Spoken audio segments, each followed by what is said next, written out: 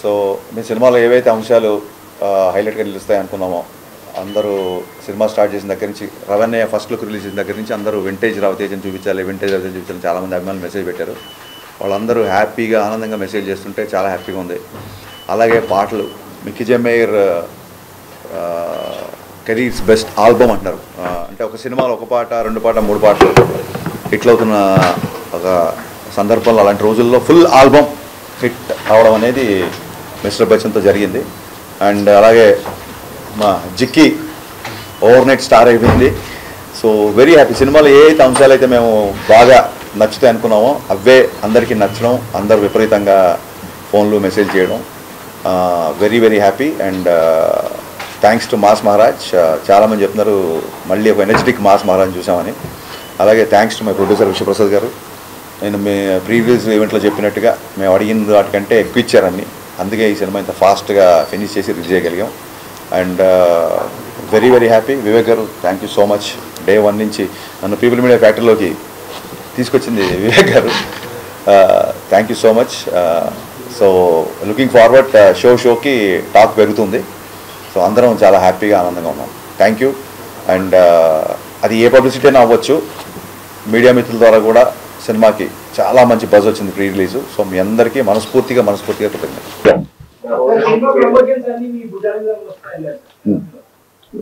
Director అన్నప్పుడు అన్ని మోయాలి కదా.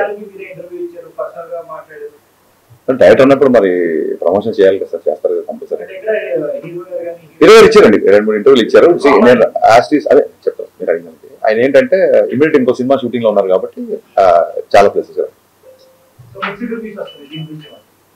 చాలా సినిమాలకు వచ్చినాయండి. కొత్తగా ఏమున్నాయి, మిక్స్డ్ చాలా సినిమాలకు వచ్చినాయి, మిక్స్డ్ రేటింగ్స్ చాలా సినిమాలకు వచ్చినాయి. నేను ఆన్లైన్లో ఏదైతే మిక్స్డ్ టాక్ ఉందో అలాగే నాకు నచ్చినవి నేను ట్వీట్ చేసిన చూడండి, ఇది కూడా ఈక్వల్గానే ఉంది. అండ్ ఇదేం కొత్త కాదు మనకి, ఇప్పుడు షో బై షోకి టాక్ పెరుగుతుంది. సో నెక్స్ట్ కమింగ్ హాలిడేస్ కాబట్టి డెఫినెట్గా సినిమా మా ఎక్స్పెక్టేషన్ తగ్గట్టుగానే వెళ్తుంది. మా ఎక్స్పెక్టేషన్స్ దాటాలని కూడా కోరుకుంటాం.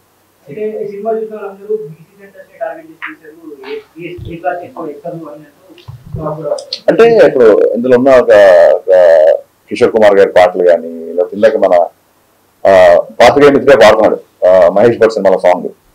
సో ఒక ఈస్థెటిక్స్ 90s బ్యాక్డ్రాప్ లో పాటలది ఒక సినిమాటిక్ లిబర్టీ తీసుకున్నా సరే సినిమా మొత్తం మీరు చూసుంటారు కాబట్టి జిక్కి క్యారెక్టర్ లంగావణిలోనే ఉంటుంది. So families A class, B class, C class అందరూ చూస్తున్నారు. బేసిక్గా నాకు కొంచెం మాస్ సినిమా కాబట్టి మీరు అన్నట్టు కంపారిటివ్లీ ఏ క్లాస్ కంపేర్ చేస్తే బీసీ సెంటర్ కొంచెం రెస్పాన్స్ ఎక్కువ ఉంటుంది.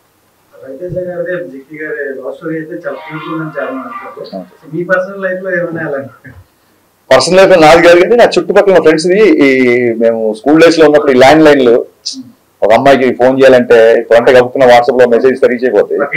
పక్కింటికి చేసేవాళ్ళు, ఎవరన్నా మగగొంతు టపకం ఫోన్ పెట్టేవాళ్ళు, ఇలాంటి చాలా ఎక్స్పీరియన్స్ ఉంది. సో అందుకే ఆ ఫోన్ డెడ్ సీన్ ఉంటుంది ఒకటి. వీళ్ళిద్దరు ఆయన ఫోన్ పంపా ఇద్దరు రొమాన్స్ చేసుకుంటే ఫాదర్ వచ్చి ఎవరితో మారుతున్నాం అమ్మా అంటే అది అక్కతో మారుతున్నా అంటే ఫోన్ డెడ్ అయి అది రియల్ లైఫ్ లో జరిగిన ఇన్సిడెంట్. మా ఫ్రెండ్ ఉన్న అమ్మాయి ఫోన్ లో మాట్లాడేసుకున్నారు, ఫోన్ డెడ్ అయితే తెలియదు ఊరికే. అంటే వాళ్ళ ఇంటికి వెళ్ళి ఆ అబ్బాయి కూర్చుంటే ఈ అమ్మాయి ఫోన్ లో మాట్లాడితే కొంత మారుతుంది. రియల్ లైఫ్ ఇన్సిడెంట్ ఇది. So based on true incidents అనలే కానీ అలా జరిగింది. అంటే క్యామియో అనేది మీరు అబ్జర్వ్ చేస్తే సినిమాలో ఎప్పుడైతే విలన్ ఇంట్లో హీరో ఇరుక్కుపోతాడో, ఎప్పుడైతే ఆ బిఫోర్ నైట్ జిక్కి అనే అమ్మాయితో హీరో పెళ్లి అవ్వాల్సి వస్తుంది తెలిసినప్పుడు ఇక్కడ కాదు ఎన్ని లంచాలకి ఎన్ని ఫైట్లు ఎంత మనుషుల్ని పంపినా సరే హీరో లొంగట్లేదు అన్నప్పుడు పెళ్లి జరిగే ఇంట్లో గొడవ చేస్తే అప్పుడు ఇతను బయటకు వస్తాడేమో అన్న ఒక థాట్ పెళ్లింటికి వెళ్ళిపోతాడు. కానీ జప్తు చేసిన డబ్బంతా వదిలేసి హీరో వెళ్ళలేని పరిస్థితి. సో అక్కడ ఇంకొక ఐటమ్స్ రావాలి, కథ డిమాండ్ చేసింది. అక్కడ ఇంకో క్యారెక్టర్ ఊరికే స్టార్ తో క్యామియో చేయించాలని కాదు, కథ డిమాండ్ చేసింది. డిమాండ్ చేసినప్పుడు హీరో గారి దగ్గర ఒక చిన్న జూనియర్ యాక్టర్స్ లాంటి వ్యక్తి వస్తే బాగుంటుంది అనిపించింది. సో సినిమా బిఫోర్ ఎందుకు చెప్పలేదంటే సస్పెన్స్ వెళ్ళిపోతుందని చెప్పలేదు. ఇప్పుడు మీడియా ముఖంగా సిద్ధు జనరల్ గారికి మనస్ఫూర్తిగా థ్యాంక్స్ చెప్తున్నా. థియేటర్ లో సిద్ధు ఎంటర్ అవగానే సినిమా నెక్స్ట్ లెవెల్కి వెళ్ళింది అంటున్నారు. అండ్ ఆ ఇంగ్లీష్ డైలాగ్ లెంత్ డైలాగ్ ఉంది కదా, లాంగ్ డైలాగ్, ఆ డైలాగ్ సిద్ధు చెప్పాడు, అది స్క్రిప్ట్ లో లేదు. ఆ డైలాగ్ అప్పటికప్పుడు సిద్ధు చెప్పాడు. సో అమేజింగ్ ఏంటంటే సినిమాలో తన కంట్రిబ్యూషన్ కి విపరీతమైన రెస్పాన్స్ వస్తుంది. ఆ డోర్ పగిలి సిద్ధు ఎంటర్ అవగానే థియేటర్ లో ఎరప్ట్ వచ్చిందని చెప్తున్నారు డిస్ట్రిబ్యూటర్లు అందరూ. So Siddhu, thank you my star boy, thank you so much for your wonderful and impactful candidate. Congratulations అండి. Thank you sir. 90s అనేటప్పటికి మాకే కనెక్ట్ అవుతాయండి, ఇందులో చాలా మంది లేరు. ఆ ఏజ్ నాదే కాబట్టి మహేష్ భట్ సాంగ్ వచ్చినప్పుడు సౌదీ అరేబియాలో చూసాను నేను ఆ సినిమా. ఓకే, చాలా కనెక్ట్ అయిపోయాం.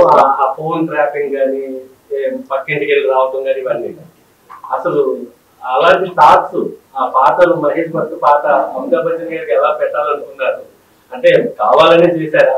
నెక్స్ట్ మోరవర్ ఇవిడికి జిక్కి అని ఆ సింగర్ పెట్టాలి. నాకు చాలా మంది ఫ్యామిలీస్ ఫోన్ చేశారండి, జిక్కి అనే పేరు పెట్టడం అనేది అసలు చాలా బాగుంది అబ్బాయి అని చెప్పి చాలా మంది ఫోన్ చేశారు.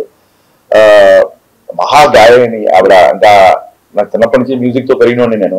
మీరు ఎలా అయితే సడక్ పాటలు, మహేష్ పాటలు, కుమారస్వామి పాటలు విన్నామో, అందులో సినిమాలో రవితేజ్ గారికి ఉన్న సచిన్ టెండూల్కర్ గారికి ఉన్న రిలేషను నాకు మా నాన్నగారికి ఉండేది. అంటే మా నాన్నగారి వల్ల నాకు కిషోర్ కుమార్ పాటలు బాగా ఇష్టం. బట్ నేను కుమారస్వామి పాటలు ఎక్కువ వినండి, మా నాన్న కిషోర్ కుమార్ ఫ్యాన్.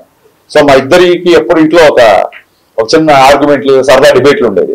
సో దాన్నే సినిమాలో పెట్టాను. మీకు నచ్చడం, దానికి విపరీతం రెస్పాన్స్ రావడం నాకు చాలా. మిస్టర్ బచ్చన్ ఇప్పుడు మీరు అన్నట్టు రివ్యూస్ తేడాగా వస్తున్నాయి అంటారు కదా, సినిమాలు చూస్తే చాలా బాగుందండి. అంటే పాటలు ఉన్నాయి, డాన్సులు ఉన్నాయి, ఫైట్స్ ఉన్నాయి, ఎంటర్టైన్మెంట్ ఉంది. సినిమా విపరీతంగా నచ్చింది నాకైతే. అలా ప్రేక్షకుడిని ఏమి ఊహించుకోకుండా వెళ్తే సినిమా చాలా బాగుంటుంది.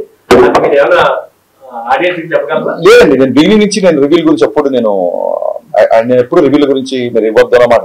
నాకు నచ్చినట్టు నేను సినిమా తీసినప్పుడు మీకు నచ్చినట్టు మీరు రాసే అధికారం మీకు ఉంటుందని 100% ఎప్పటి నుంచో చెప్పాను. సో వాట్ ఎవర్ ద డిబేట్లలో ఒక 2-3 సార్లు కొంచెం ఏమన్నా హిటెడ్ ఆర్గ్యుమెంట్స్ అయినా పర్సనల్ అటాక్స్ నుంచి అయింది తప్ప నా సినిమాని నాకు నచ్చేటట్టుగానే మీ రివ్యూ ఉండాలని చెప్పి నేను ఎప్పుడు అనలేదు. అండ్ రివ్యూస్లలో కూడా నాకు బాగా నచ్చిన అవసరం ఇక్కడ వచ్చే ముందే మళ్ళీ ట్వీట్ చేశాను నేను. గ్రేట్ ఆంధ్ర రివ్యూలో వాగ్దానంలోని లిరిక్స్ ని కోట్ చేస్తూ, ఆయన పేరు తెలియదు నాకు, ఆయన ఆ రివ్యూలో ఆ లిరిక్స్ రాశాడు. నాకు చాలా ఆనందం వేసింది. సో అదే ట్వీట్ చేశాను. చిన్నప్పుడు మా నాన్నగారు వాగ్దానంలోని సీతా కళ్యాణం నాకు చూపిస్తూ దాని మీనింగ్ అన్ని ఎక్స్ప్లెయిన్ చేసేవాళ్ళు.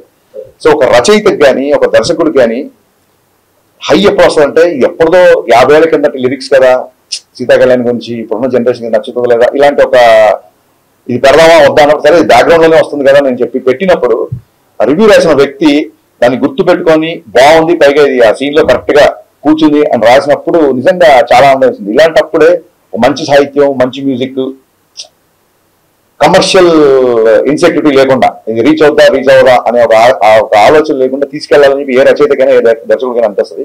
సో నేను దాన్ని ట్వీట్ చేశాను. ఆయన ఐ థింక్ గ్రేట్ ఆంధ్రలో 2.25 ఎంత వేశారు. సో ఐ థింక్ చాలా సినిమాలు 2.5, 2.25 చాలా సినిమాలు బ్లాక్ బాస్టర్లు అయ్యాయి, పెద్ద సక్సెస్ అయ్యాయి. నాకు ఓకే లేదండి, అలాగే జర్నలిస్టులు ఎప్పుడు బ్లాక్ చేయలేదు. నేను బ్లాక్ చేసేవాళ్ళు ఎవరంటే కొంచెం బూతులు మాట్లాడుతూ ఇంట్లో ఉన్న లేడీస్ని తిడుతూ అలాంటి వాళ్ళని బ్లాక్ చేస్తుంది తప్ప నీ సినిమా బాగాలేదు అప్పుడు ఇన్ని అప్రిషియేషన్ వచ్చినప్పుడు ఎక్కడో కొంత ఒక నెగిటివిటీ ఉన్నప్పుడు అది తీసుకోకపోతే అలాగే మొత్తం ఆబాల గోపాలను ఆ సినిమా ఆదరించాలని కోరుకోవడం కూడా అత్యాశ. డెఫినెట్ గా కొంతమంది నక్షలు ఉంటారు, వాళ్ళు మాట్లాడుతుంటారు, because we have a digital evolution these days, అది ఉంటుంది.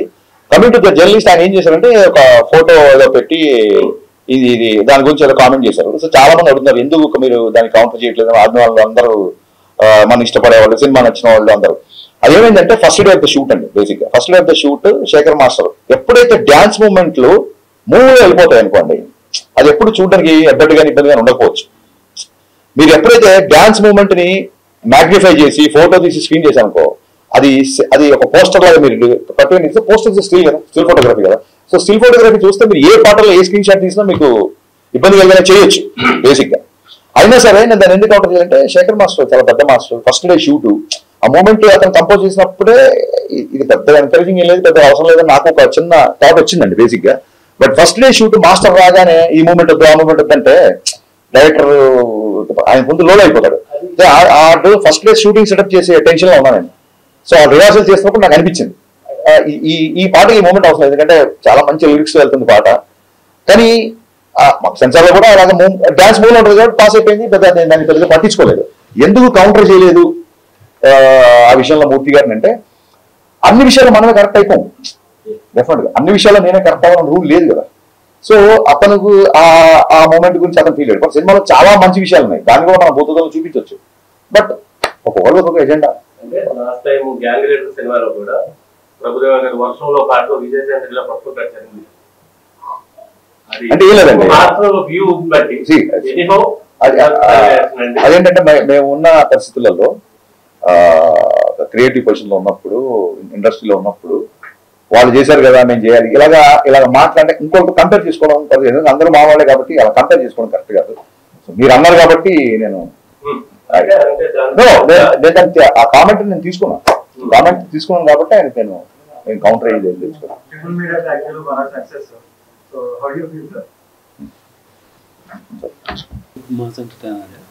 So we are hoping this will be bigger than Dhamaka.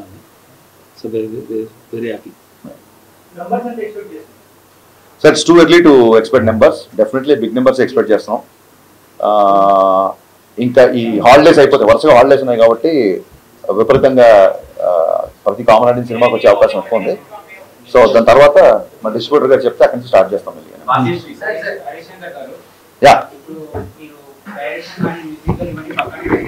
నావి ఫినిష్ చేద్దామండి, ఆ తర్వాత సార్ కానీ భాగ్యశ్రీ కూర్చుంటాం. మీరు చెప్పండి.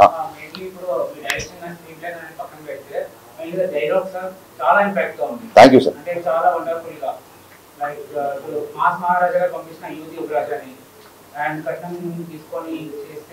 విచారం చేశాను, డైరెక్ట్ చాలా అప్లాస్ వచ్చిందండి. చాలా మంది లేడీస్ కాల్ చేసి చెప్పారు చాలా మంచిగా రాశారు.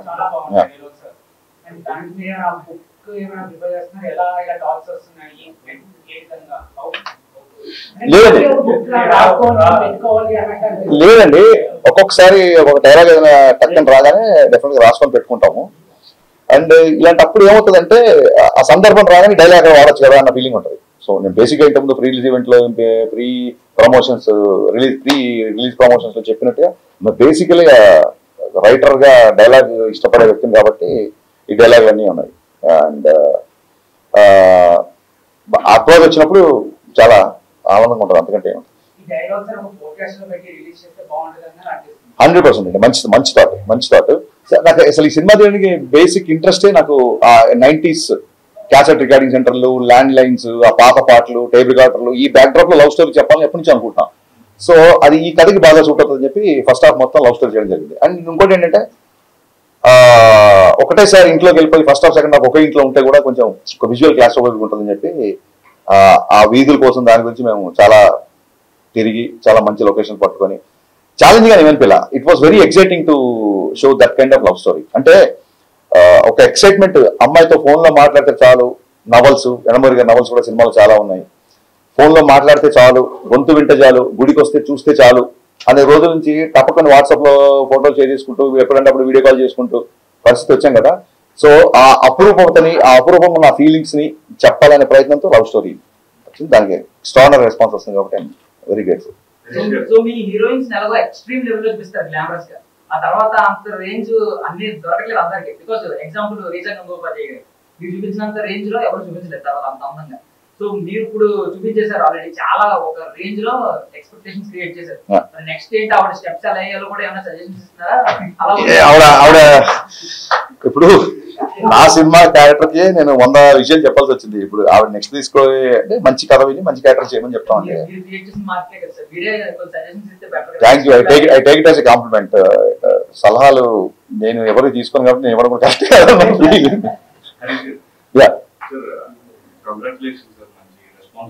Thank you sir. అవునండి.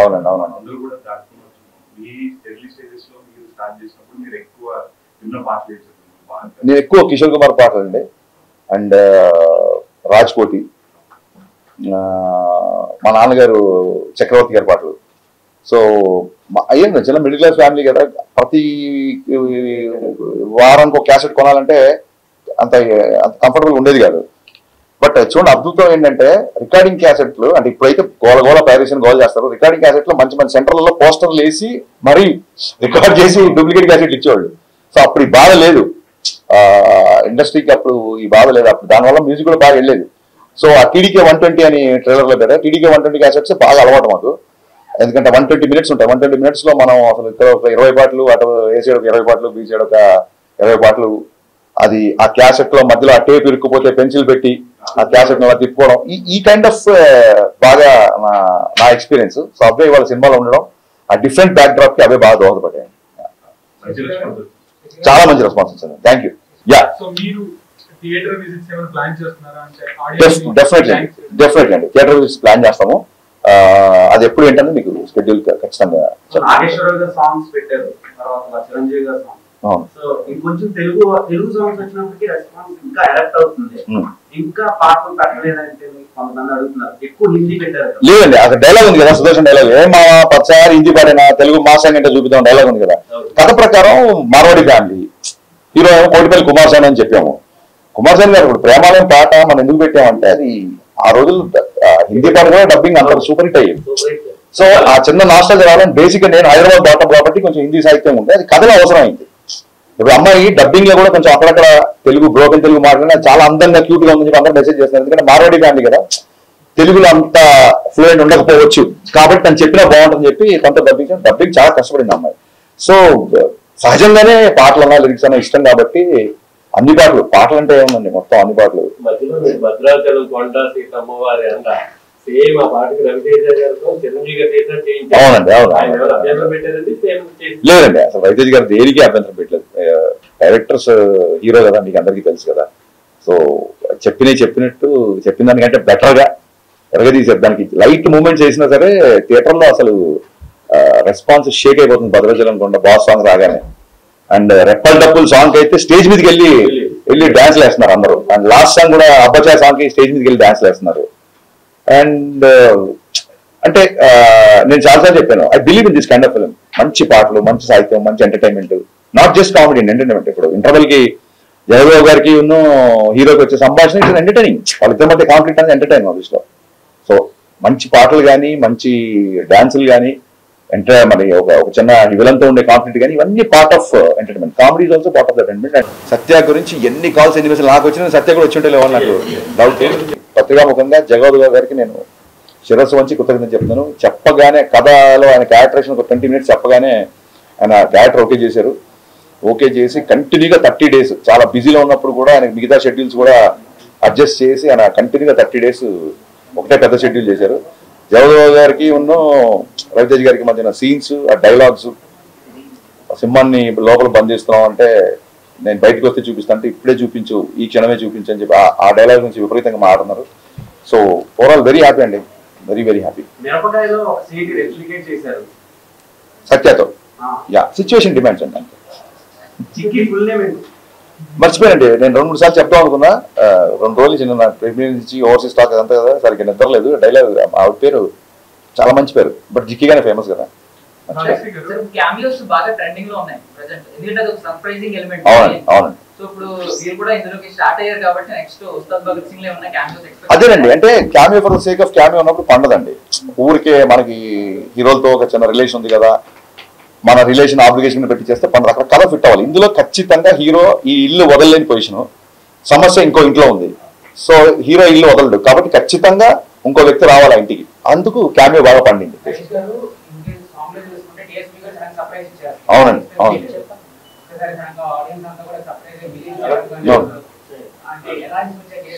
డిఎస్పీ గారు పాపం నిజంగా, డిఎస్పీ గారు కూడా నేను ముందు ఎందుకు చెప్పాలంటే సర్ప్రైజ్ రివీల్ అయిపోతుంది. సో దేవిశ్రీ ప్రసాద్ గారు నా మ్యూజిక్ డైరెక్టర్ కంటే కూడా నన్ను విపరీతంగా అభిమానించిన నా స్నేహితుడు.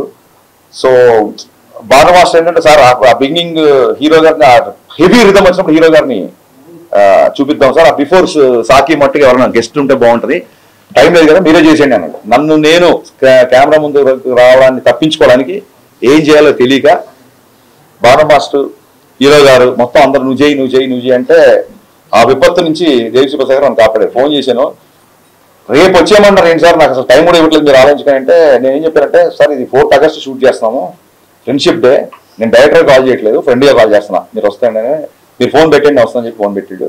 నిజంగా ఒక దేశం గర్వించదగ్గ ఒక జాతీయ అవార్డు సంపాదించిన మ్యూజిక్ డైరెక్టర్ నా ఫ్రెండ్గా రియాక్ట్ అయ్యి వేరే మ్యూజిక్ డైరెక్టర్ సాంగ్లోకి వచ్చి క్యామియో చేయడం అనేది దేవిశ్రీ ప్రసాద్ గారి విశాల హృదయానికి నిజంగా తార్పణం. So thank you rock star, thank you so much for being in my film and people are talking about it. Thank you. Prithvi అండి, మీకు ప్రీలీజ్ ఈవెంట్లో హీరో గారు కూడా తీసుకొచ్చి పరిచయం చేశారు సపరేట్గా. పృథ్వీ అనే మాస్టర్ చాలా బాగా చేశాడు. అలాగే క్లైమాక్స్ రామలక్ష్మణ్ మాస్టర్ నాకు ఎప్పుడు నాకు ఇష్టమైన ఫేవరెట్ మాస్టర్స్. యా కానీ అదే అండి, థియేటర్స్కి ఒకసారి వెళ్ళిన తర్వాత ఎక్కడెక్కడ ఏ పోర్షన్ ఆడియన్స్ బాగా ఎగ్జైట్ అవుతున్నారు ఏంటి అది చూసుకొని దాన్ని బట్టి కొత్త ప్రోమోస్, కొత్త promotion plans and very soon success meet ఉంటుంది. సో డెఫినెట్గా we're going ahead with the promotion plan.